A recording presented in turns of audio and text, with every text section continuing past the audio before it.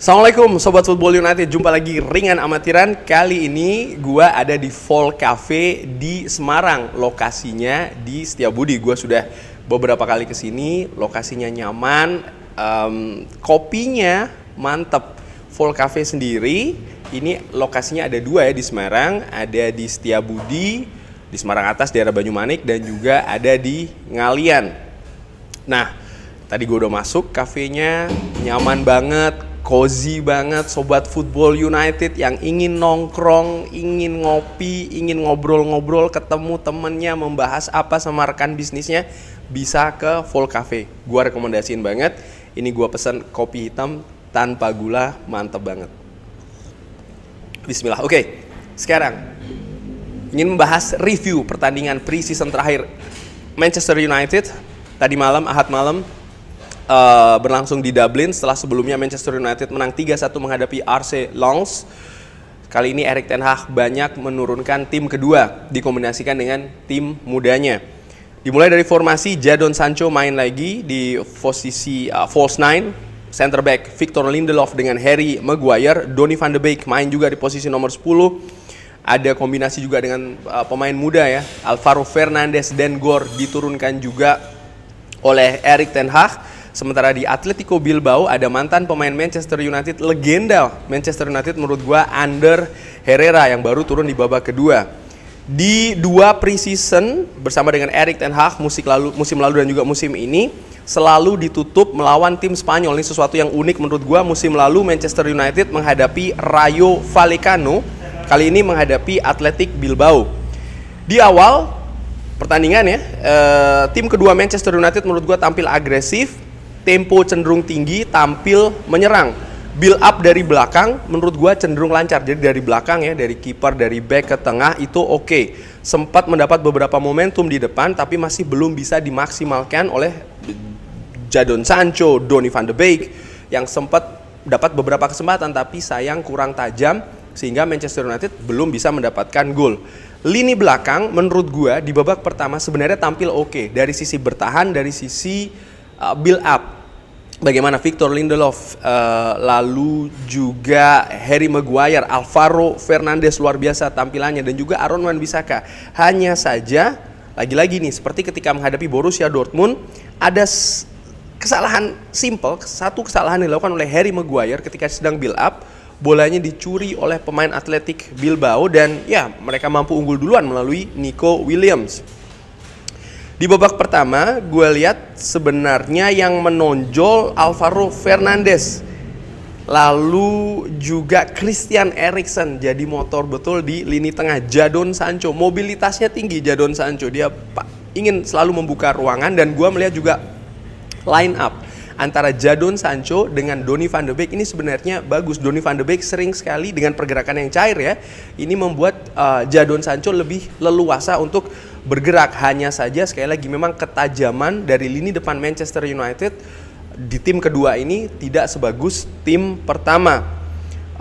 Pemain lain menurut gua yang oke juga Facundo Pellistri menjadi motor di lini sebelah kanan Manchester United, lini serangan. Pemain ini sangat ulet sekali, pergerakannya juga sangat cepat. Tapi sekali lagi ya, ketajaman ini merupakan PR dari lini depan Manchester United. Pemain yang menurut gua tampil agak kurang bagus atau ada Dan Gor dan juga Omari Forson, terutama Omari Forson dari sisi kiri Manchester United ini lebih banyak ditopang oleh Alvaro Fernandes. Sempat beberapa kali dia mendapatkan bola dari Donny van de Beek atau Jadon Sancho atau Christian Eriksen, tapi ya sering sekali lepas bolanya di sana. Statistik babak pertama Manchester United di babak pertama unggul secara ball possession, total shots-nya menurut gua dari sisi statistik itu berimbang. Posisi rata-rata ya bisa dilihat ya Manchester United memang lebih banyak dari sebelah kanan, sementara dari sebelah kiri bisa dilihat sangat kosong sekali. Masuki babak kedua, Manchester United masih dominan di possession, pressing lebih ketat dan juga lebih rapi. Ada pergantian yang dimana gue lihat Erik ten Hag ingin melakukan penyegaran. Jadon Sancho, Alvaro Fernandes out, Johnny Evans dan juga Ugil ini masuk. Lindelof dimodifikasi jadi back kiri. Jadon Sancho, Alvaro Fernandes, terutama Alvaro Fernandes menurut gue diganti karena memang mungkin Erik ten Hag sudah cukup untuk melihat yang menyaksikan permainan dari pemain muda ini yang menurut gue tampilan oke. Jadon Sancho pun mungkin akan ingin ada penyegaran juga di lini depan dengan memasukkan pemain mungkin yang lebih natural posisi depannya, yaitu adalah Ujil. Manchester United masih kesulitan masuk ke sepertiga akhir dari Athletic Bilbao. Walaupun demikian sempat mendapatkan beberapa momentum yang menurut gue secara ringan amatiran momentumnya momentum setengah matang nih. Ketika Hannibal Mejbri masuk menggantikan Donny van de Beek, gue melihat di sana ada perubahan gaya permainan di mana Hannibal Mejbri ini bisa atau dia ini lebih berani membawa bola, tidak seperti Donny van de Beek yang ketika mendapatkan bola lebih cenderung untuk langsung dipassing, tapi Hannibal Mejbri dia lebih berani mengolah bola ya, sehingga ada gaya ataupun juga karakter yang berbeda nih di daya serang Manchester United, terutama di lini depan, tidak terburu-buru. Athletic Bilbao akhirnya bermain dengan 10 pemain, Manchester United lebih dominan, tapi masih sulit nih untuk mendapatkan peluang di sepertiga akhir, untuk masuk ke sepertiga akhir. Kenapa? Karena Athletic Bilbao memang lebih banyak menempatkan pemain di daerah pertahanannya sendiri. Di menit akhir ada crossing jauh dari Aaron Wan-Bissaka yang menemui heading ataupun kepala dari Harry Maguire yang seperti membayar kesalahannya di babak pertama ya, memberikan assist ke Facundo Pellistri yang akhirnya mampu menyamakan kedudukan menjadi 1-1. Proses golnya gua sangat menikmati. Luar biasa dari belakang, long ball, kombinasi heading ya kan, artinya umpan pendek di kotak penalti. Kombinasi-kombinasi ini yang memang diperlukan sebenarnya untuk membongkar lini pertahanan Athletic Bilbao yang memang sangat ketat. Manchester United sendiri juga sempat mencoba dengan melakukan tendangan-tendangan jarak jauh, hanya saja tidak akurat sehingga ya kurang efektif juga. Walaupun sebenarnya secara solusi menurut gue ya gue menikmati sih, cuman akurasi yang kurang bagus. Gua melihat di pertandingan tersebut gap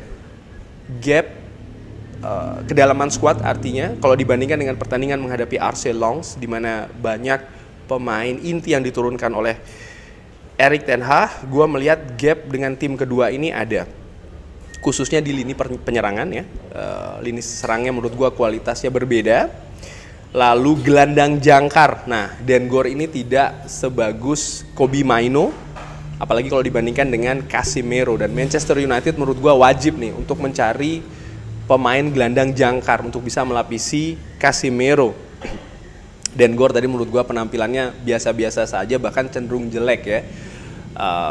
Christian Eriksen nih justru yang lebih banyak menopang, terutama ketika Manchester United ingin melakukan penyerangan. Statistik di babak kedua ini dia.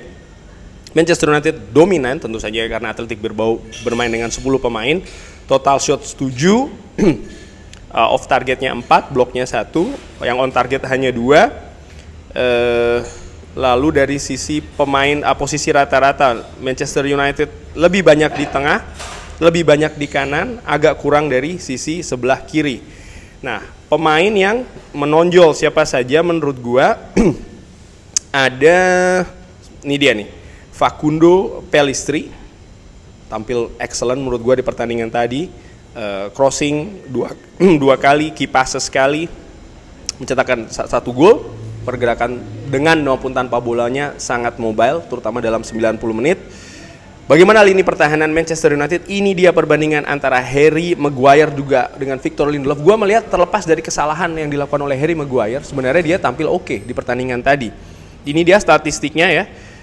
Passing akurasinya lebih bagus dibanding Victor Lindelof, walaupun Victor Lindelof lebih banyak melakukannya, key passes sekali. Long ball akurasinya 100%, Harry Maguire 9 kali percobaan 9 kali nyampe, dibandingkan dengan Victor Lindelof 5 kali percobaan 4 kali yang nyampe. Ini kita ngomong soal masalah statistik ya, karena kalau dari sisi permainan tentu saja subjektif penilaiannya kalau menurut gua sih ya, tapi kalau dari angka sini kan lebih jelas. Duel lebih banyak dilakukan oleh Harry Maguire, 5 kali duel, 3 kali memenangkan, dibandingkan dengan Victor Lindelof hanya sekali dan gagal. Duel areal pun juga seperti itu, 3 kali percobaan, 2 kali berhasil Harry Maguire. Dan menurut gua pemain terbaik, oke, Facundo Pellistri tampilannya juga luar biasa, tapi ini nih justru Christian Eriksen, key passes 4 kali, crossing, long ball juga cukup banyak dilakukan oleh Christian Eriksen, dan menurut gua inilah pemain terbaik di pertandingan tadi, menjadi motor di lini tengah Manchester United, baik itu secara bertahan ya maupun juga ketika build up serangan. Yang menarik menurut gue juga posisi tengah lainnya itu adalah Donny van de Beek yang digantikan oleh Hannibal Mejbri. Sama-sama bermain 45 menit.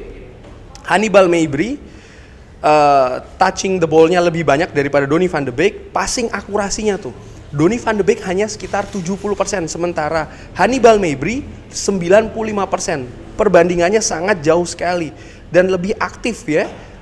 Crossing, long ball, shootingnya pun juga demikian, duelnya pun juga demikian. Gue melihat Donny van de Beek terlalu terburu-buru di pertandingan tadi, kurang berani dalam membawa bola dibandingkan dengan Hannibal Mejbri, sehingga ketika bolanya nyampe bagus, tapi itu kan hanya sedikit sekali yang dilakukan oleh Donny van de Beek. Sementara Hannibal Mejbri dia lebih berani untuk mengatur kapan dia langsung passing, kapan dia bawa dulu bolanya. Dan menurut gue ya pemain terbaik adalah seorang Christian Eriksen.